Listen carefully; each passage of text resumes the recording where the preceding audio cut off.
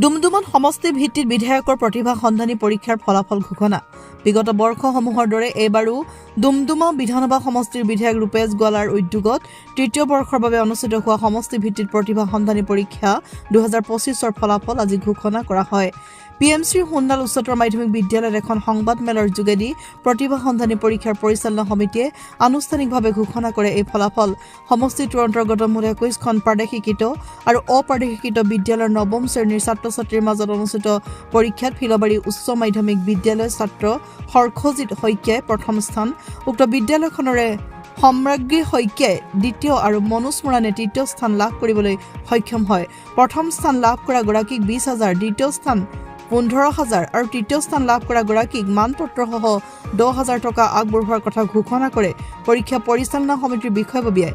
সংবাদমেলত পৰিচালনা সমিতিৰ কাৰ্যকৰী সভাপতি ডাঃ প্ৰণৱজ্যোতি ডেকা, সদস্য সচিব মহম্মদ অলিভ খান, উপসভাপতি অভিজিৎ খাটনিয়াৰ আৰু যুটীয়া সম্পাদক দিলীপ প্ৰসাদ উপস্থিত থাকে। নমস্কাৰ। আজি আপোনালোকক আমাৰ এই বিদ্যালয় নিমন্ত্ৰণ কৰাৰ মূল উদ্দেশ্যটো হৈছে যে আমাৰ ডুমডুমা অঞ্চলৰ বিধায়ক তথা ৰাজ্যিক মন্ত্ৰী ৰূপেশ গোৱালাদেৱে প্ৰতি বছৰে যি ধৰণে ছাত্ৰ ছাত্ৰীক নৱম শ্ৰেণীৰ ছাত্ৰ ছাত্ৰীক লৈ তেখেতে যিটো প্ৰতিভা সন্ধানী পৰীক্ষা অনুষ্ঠিত কৰে, এই বছৰো আমাৰ যোৱা 4 তাৰিখে আমাৰ প্ৰতিভা সন্ধানী পৰীক্ষা অনুষ্ঠিত হৈ গৈছিল আৰু সেই প্ৰতিভা সন্ধানী পৰীক্ষাৰ আজি আমি ফলাফলসমূহ আপোনালোকৰ আগত আমি ঘোষণা কৰিবৰ কাৰণে আজি আমি আপোনালোকক নিমন্ত্ৰণ জনাইছোঁ।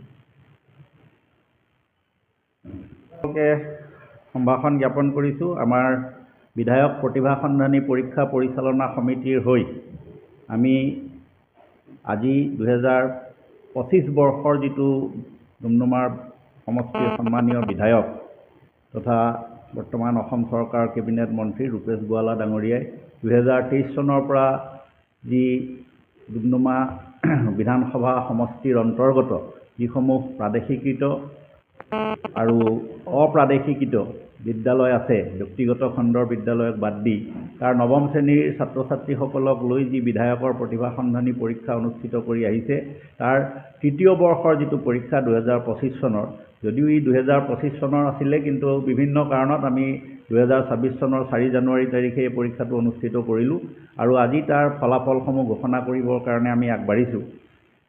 তাৰ পূৰ্বে আমি পৰীক্ষা পৰিচালনা সমিতিৰ তৰফৰ পৰা কালি সন্ধিয়া আমাৰ ডুমডুমাৰ চামদাং বাইপাছত যি এটা দুৰ্ঘটনা সংঘটিত হ'ল, এই দুৰ্ঘটনাত মৃত্যুবৰণ কৰা ডুমডুমা আৰক্ষী থানাৰ উপ পৰিদৰ্শক আৰু যান বাহন বিভাগৰ প্ৰভাৰী বুবুল সোণোৱাল দেৱৰ প্ৰতি আমাৰ শ্ৰদ্ধাঞ্জলি নিবেদন কৰিছোঁ আৰু তেখেতৰ এই মৃত্যু আকস্মিক আৰু মৃত্যু আমাৰ বাবে অতি অনাকাংক্ষিত আৰু তেখেত এজন অতি সৎ, কৰ্তব্যপৰায়ণ, নিষ্ঠাৱান আৰক্ষী বিষয়া আছিল আৰু তেখেতৰ শোকসন্তপ্ত পৰিয়ালবৰ্গলৈ আমি সমিতিৰ তৰফৰ পৰা আন্তৰিক সমবেদনা জ্ঞাপন কৰিছোঁ।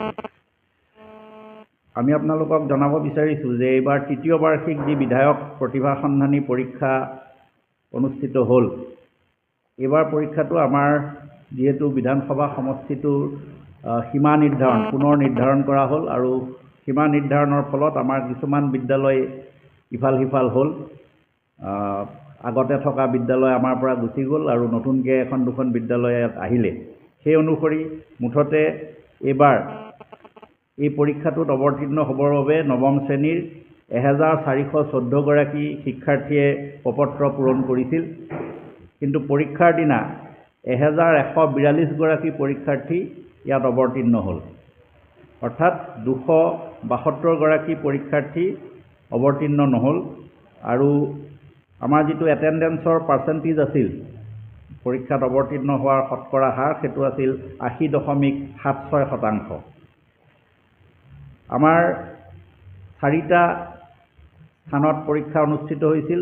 PMC সোণলাল উচ্চতৰ মাধ্যমিক বিদ্যালয়ক আমি মূল কেন্দ্ৰ হিচাপে লৈ 4খন বিদ্যালয়ত, ডুমডুমা নগৰত থকা 4খন বিদ্যালয়ত এই পৰীক্ষা অনুষ্ঠিত কৰিছিলোঁ। সেই বিদ্যালয়কেইখন হ'ল PMC সোণলাল উচ্চতৰ মাধ্যমিক বিদ্যালয়,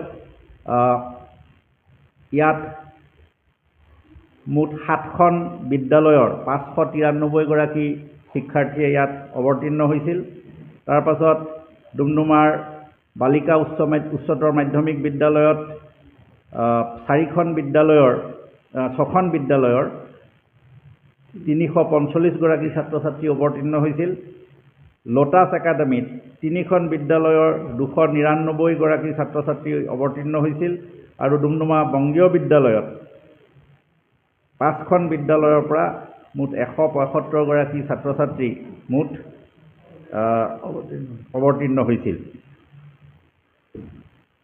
যে ইয়াৰ যিজন প্ৰথম স্থান লাভ কৰিছে তেওঁক আমাৰ বিধায়ক মহোদয়ৰ স্বাক্ষৰ থকা এখন প্ৰমাণপত্ৰৰ লগতে নগদ 20,000 টকা আগবঢ়োৱা হ'ব। দ্বিতীয় পুৰস্কাৰ লাভ কৰা গৰাকীক 15,000 নগদ টকা আগবঢ়োৱা হ'ব। তৃতীয় পুৰস্কাৰ লাভ কৰা গৰাকীক 10,000 টকা। চতুৰ্থ স্থান লাভ কৰা গৰাকীক 7,000 টকা। পঞ্চম স্থান লাভ কৰা গৰাকীক 5,000 টকা আৰু ষষ্ঠৰ পৰা 20তম স্থানলৈকে প্ৰতিগৰাকী শিক্ষাৰ্থীক 3,000কৈ টকা আগবঢ়োৱা হ'ব আৰু 21 নম্বৰৰ পৰা 50 নম্বৰলৈকে যিসকলে স্থান লাভ কৰিছে তেওঁলোকৰ প্ৰত্যেককে 1,000কৈ টকা আৰু একোখন প্ৰমাণপত্ৰ আগবঢ়োৱা হ'ব। লগতে এইসকল ছাত্ৰ ছাত্ৰীৰ ভৱিষ্যত শৈক্ষিক জীৱনত তেওঁলোকৰ যিখিনি সহযোগিতাৰ প্ৰয়োজন হয় সেই সহযোগিতা আমাৰ স্থানীয় বিধায়ক মহোদয়ে তেওঁলোকক আগবঢ়াব। আমি আমাৰ যিখিনি ফলাফল আছিলে ফলাফল ইমানেই।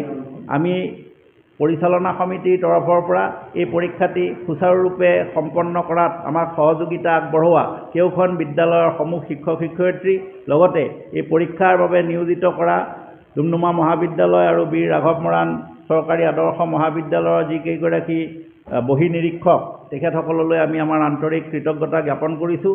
আৰু এই যে এটা শৈক্ষিক পৰিৱেশ সৃষ্টিৰ বাবে আমাৰ স্থানীয় বিধায়ক মহোদয়ে যি পদক্ষেপ লৈছে সেই পদক্ষেপৰ আমি শলাগ লৈছোঁ।